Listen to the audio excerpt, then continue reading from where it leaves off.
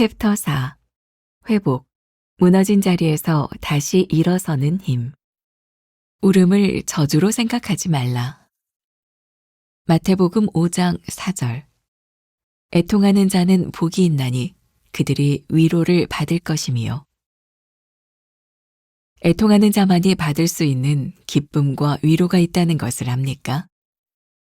사랑의 교회 고 옥하는 목사님은 신앙생활의 밑바닥에는 눈물의 강이 흐르고 있음을 기억하라. 그것을 모른 채 신앙생활을 한다면 그것은 아주 천박한 신앙이다 라고 말한 바 있습니다. 여러분에게 묻고 싶습니다. 예수를 믿고 나서 정말로 진지하게 울어본 적이 있습니까? 자기 자신을 들여다보면서 또는 누군가를 생각하며 애통한 마음으로 울어본 적이 있습니까? 먼저 자기 죄에 대하여 눈물을 흘리십시오.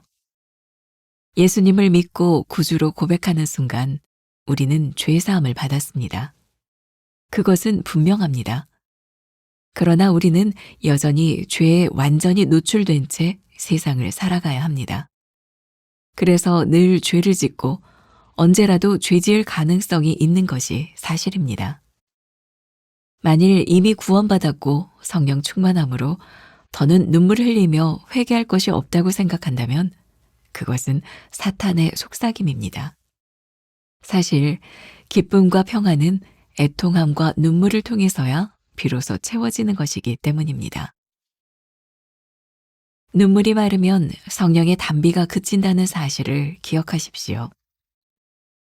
예수님의 십자가 희생으로 우리 죄는 단번에 용서되었지만 매일의 삶에서 사주의 은총을 경험하는 자만이 감격을 하는 성숙한 신앙인으로 살아갑니다. 오늘도 우리에게는 애통할 일들이 수없이 들이닥칩니다. 질병으로 인해 고통의 눈물을, 경제적인 어려움으로 비탄의 눈물을, 아무리 노력해도 변하지 않는 사람 때문에 탄식의 눈물을 흘리곤 합니다. 어떤 이유로 눈물을 흘릴지라도 그 울음을 저주로 생각하지 마십시오. 주님이 말씀하셨습니다. 애통하는 자는 복이 있나니 그들이 위로를 받을 것입니다.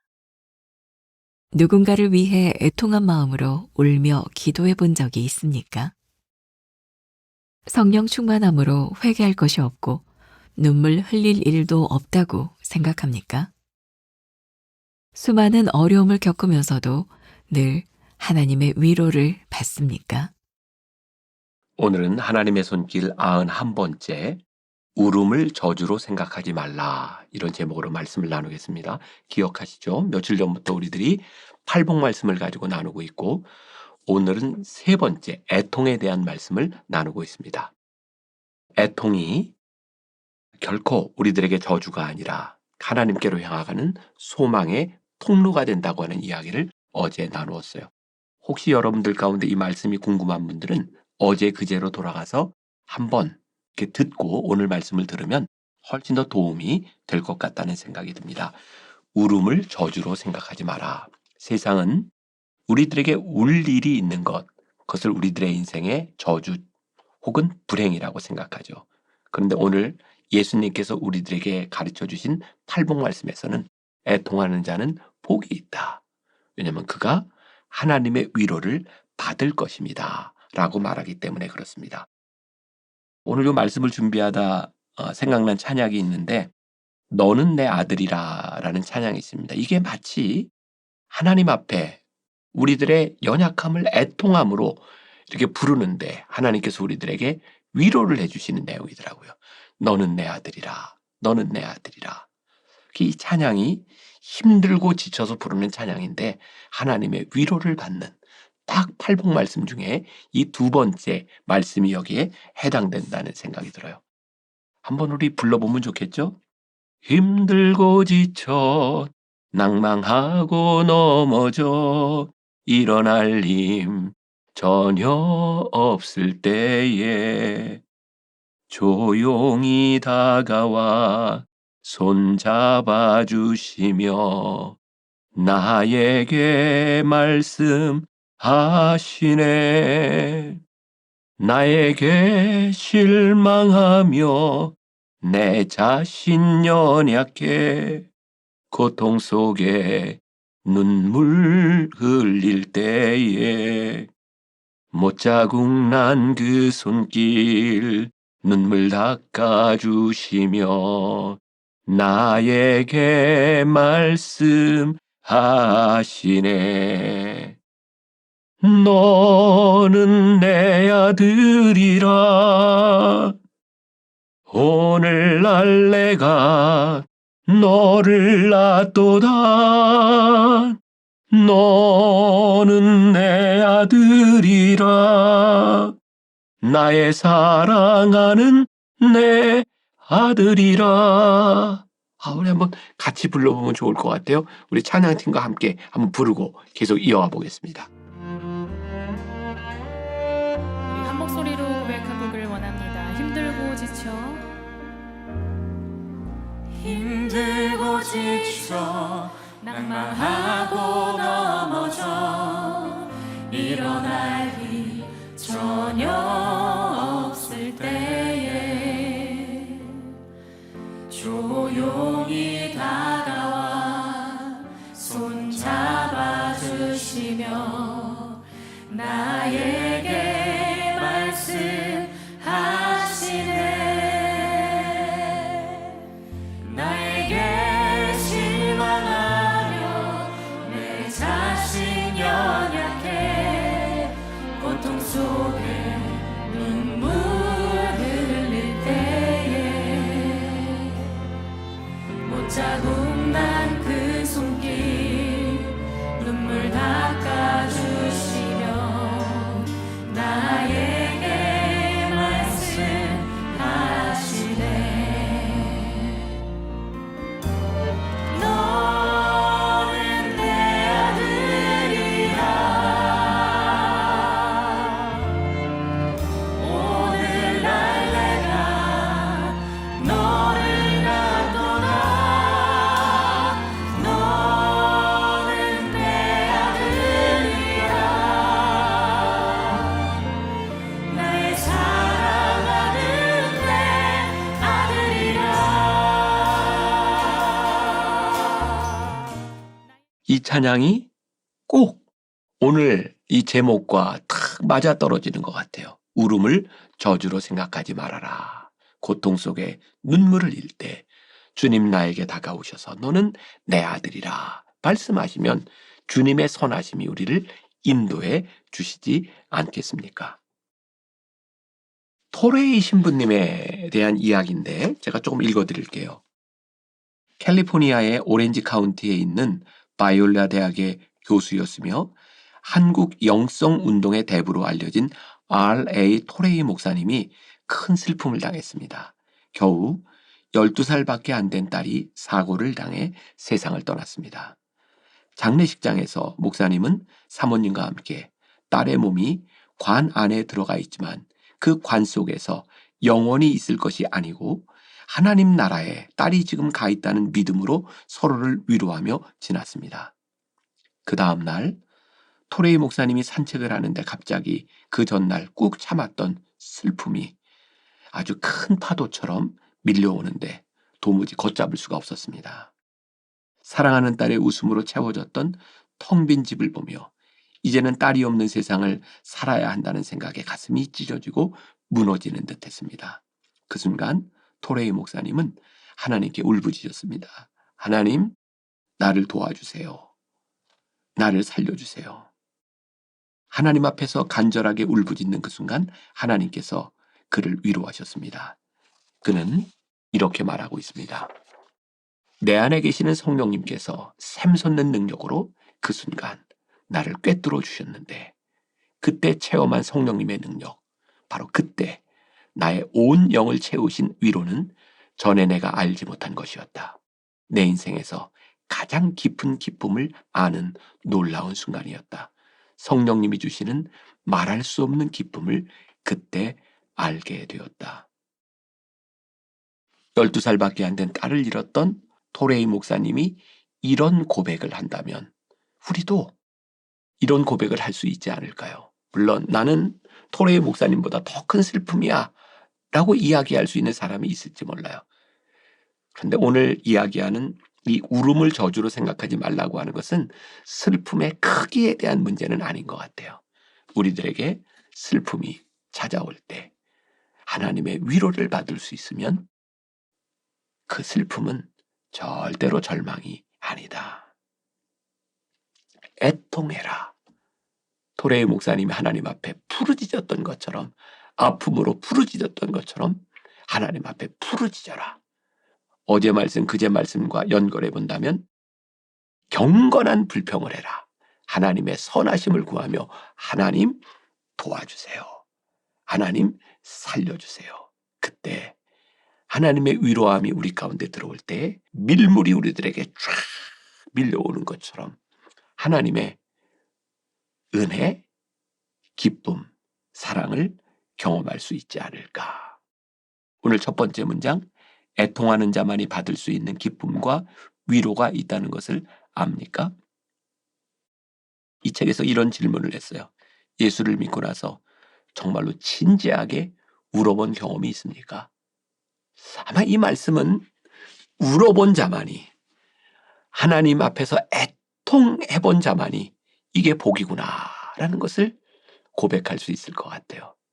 저도 제가 은혜를 받던 때 정말 많이 울었던 기억이 나요.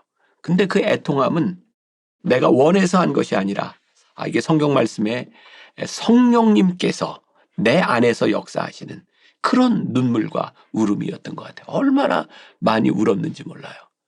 근데 그 애통함이 지나고 나니까 하나님이 나를 택하신 그 기쁨이 내 안에 있더라고요. 오늘 여러분들에게 도전을 드리고 싶다면 오늘 말씀을 듣는 여러분들의 인생에 혹시 하나님 앞에 애통의 경험이 없는 사람이 있다면 하나님, 제가 하나님 앞에 애통하게 해주세요. 저도 하나님의 위로를 경험하게 해주세요. 간절하게 기도하는 시간이 되었으면 좋겠다는 마음이 있어요. 두 번째 문단에 먼저 자기 죄에 대하여 눈물을 흘리십시오. 만일 우리가 나는 더 이상 눈물 흘릴 게 없어. 나는 이미 구원받았어. 그렇게 생각하는 사람이 있다면 아마 많이 교만해져 있는 상태는 아닐까요? 제가 얼마 전에 인스타에 이렇게 한 문장씩을 이렇게 써서 올리는데 제가 그런 문장을 썼던 적이 있어요. 회개할 것이 많아졌다는 것은 죄를 많이 지었다는 뜻이 아니라 영적으로 민감해졌다는 뜻이 아닐까요? 제가 쓴 글이지만 저는 여기에 전적으로 동의합니다. 우리가 죄를 많이 짓기 때문에 슬퍼하거나 많이 회개하지 않아요. 사실 회개를 많이 하는 사람은 영적으로 민감해져야 할 수 있는 일이죠. 그래서 회개하는 눈물을 흘리는 것은 축복이에요. 왜? 내가 하나님 앞에 영적으로 민감해졌다는 의미니까. 제가 언젠가 설교하면서 그런 예를 든 적이 있어요. 여기 백지에 하얀 백지, 여기에다 검은 점을 하나 딱 찍으면 뭐가 보일까요? 점밖에는 안 보여요. 이런 종이에 점 하나만 눈에 띈다고 하는 것. 왜냐하면 하얗기 때문에 그래요. 죄가 그런 것 같아요. 우리들이 영적으로 민감한 상태가 되면 죄로 인하여 그 민감함으로 인하여 우리들이 애통할 수밖에 없는 것. 그래서 또 하나 여러분들에게 도전을 드리자면 하나님, 제가 언제부터인가 이 죄에 대하여 세상에 대하여 민감함이 사라져서 저에게 애통함이 없습니다. 라는 사람이 있다면 영적 민감성을 회복해 주시옵소서. 그렇게 기도한다면 이 애통함이 참 복이 되겠다. 마지막 문단입니다. 눈물이 마르면 성령의 단비가 그친다는 사실을 기억하십시오. 눈물이 마르면 성령의 단비가 그친다는 사실을 기억하십시오. 아무리 노력해도 우리들에게 눈물이 흐르지 않는다면 여러분들에게 그런 기도가 있었으면 좋겠어요. 성령님, 저로 하여금 하나님의 마음으로 인하여 또 죄의 간악함으로 인하여 흘릴 수 있는 눈물을 저에게 허락해 주옵소서. 제가 언젠가 설교 시간에 여러분들한테 그런 고백을 한 적이 있는 것 같아요. 저는 참 울지 않는 사람이었어요. 저 스스로 제 감정이 참 메마르다는 생각을 많이 했어요. 그래서 하나님께 오랫동안 기도했던 게 있어요. 하나님, 저에게 울 수 있는 마음을 주세요. 저는 목회를 하면서 제일 큰 복이 하나님께서 제 마음에 울 수 있는 마음을 주셔서 눈물을 흘리는 목회자가 되게 하신 것이 저에게 가장 큰 은혜라고 생각해요. 교인들의 아픔에 대하여 나도 아파할 수 있고, 내 삶의 아픔에 대하여 하나님 앞에 고백할 수 있고, 이야, 그게 진짜 복이구나. 오늘 눈물이 마르면 성령의 단비가 그친다는 사실을 기억하면서 오늘 하루 하나님, 저에게 그 눈물과 그 애통함을 주시옵소서 기도하고 하나님의 위로함을 경험하는 복된 여러분들이 되시기를 주님의 이름으로 간절히 축원합니다. 기도하겠습니다. 하나님, 우리의 울음이, 우리의 애통함이 저주가 아니라 하나님의 은혜임을, 하나님께로 나아가는 통로가 됨을 다시 한번 고백합니다. 우리의 애통함 가운데서 소망을 보게 하시고 우리의 울음 가운데서 은혜의 단비를 주시는 하나님을 경험케 하여 주옵소서. 하나님, 혹시 오늘 말씀을 듣는 그 누군가의 심령이 메말랐다고 느끼는 사람이 있다면 오늘 하나님, 저에게 눈물을 주세요. 기도할 때에 하나님 주시는 눈물로 인하여 하나님의 위로를 경험하는 복된 자들 되게 하여 주옵소서. 예수님의 이름으로 기도했습니다. 아멘.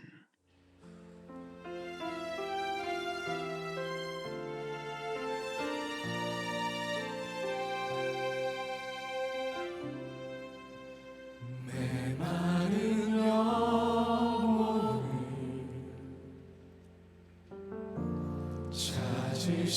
찾으시는 음성, 따스한 숨결로 시선으로 내 이름을 부르시네. 시린 세상 속에 홀로 서 있던 나 비로소 느끼네.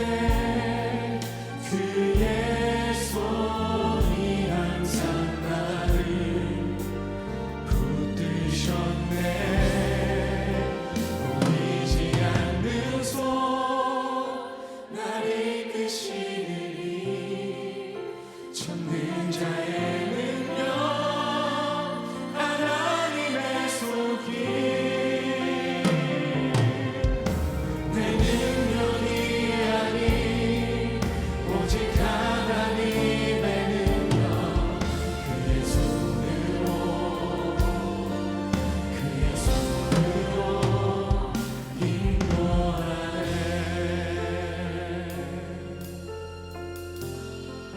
메마른 영혼을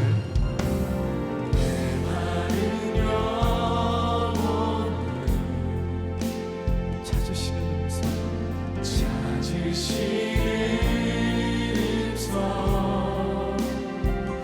따스한 숨결로 시선으로 내 이름을 부르시네.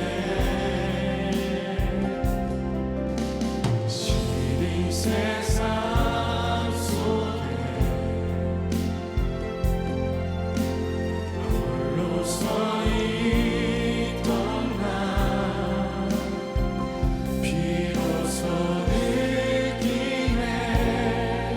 그의 손이 항상 나를 붙드셨네. 보이지 않는 손 날 이끄시네.